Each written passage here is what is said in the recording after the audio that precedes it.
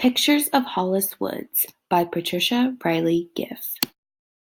Hollis Woods is an orphan girl who was abandoned as a baby and has ran from one foster home to another over the course of her 12 years of life. The story deals with Hollis's life both in present day and in flashbacks with a family that was her dream come true. In present day, the social worker has placed her with a sweet old lady named Josie.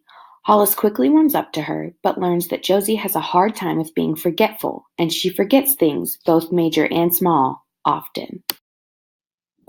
While she's living with Josie, she constantly has flashbacks to life with the family she could have spent forever with.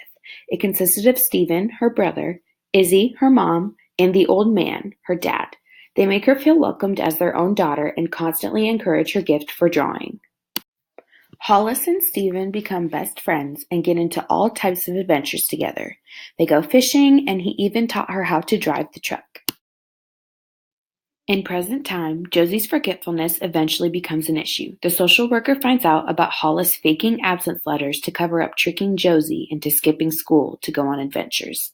They are sadly given one last night together before Hollis has to be taken to a new home the next morning. However, Hollis devises a plan to pack up Josie's car and run away in the middle of the night to the Regan family's cabin she lived in over the summer. As they are hiding out in this house, it is finally revealed through another flashback how Hollis was separated from the family. Long story short, Stephen was driving Hollis down the big mountain and lost control of the truck. Hollis then ran away because she thinks Stephen's injuries are all her fault, and that the family will no longer want her since she had caused so much trouble.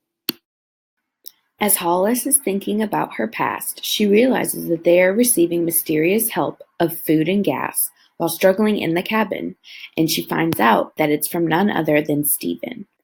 In the end, the Regan family found Hollis and they all became a family again, including a new baby sister. Hollis's dream of a family was finally achieved. Here are just 5 of some of the comparisons and contrasts between the book and the movie. The first comparison is that in both the book and in the movie, Hollis is constantly helping Josie with her forgetfulness and keeping them both alive and on track. The second contrast is that in the movie there is no W picture. In the book, Hollis constantly refers to her W picture. In school, she had to find a picture that began with a W, and her W was want. She wanted a family. Having this element really tied everything in the story together, and that was something missing in the movie. The third comparison is that in both the book and the movie, the old man and Stephen have tensions, and Hollis thinks it's all her fault. The fourth contrast is that in the movie, there was a plan in place for Hollis to send in attendance cards to the social worker to make sure she's going to school every day. But in the book, there was no set plan of accountability. The fifth contrast is, in the book, Hollis always referred to the dad as the old man, but in the movie, she called him Mr. Regan.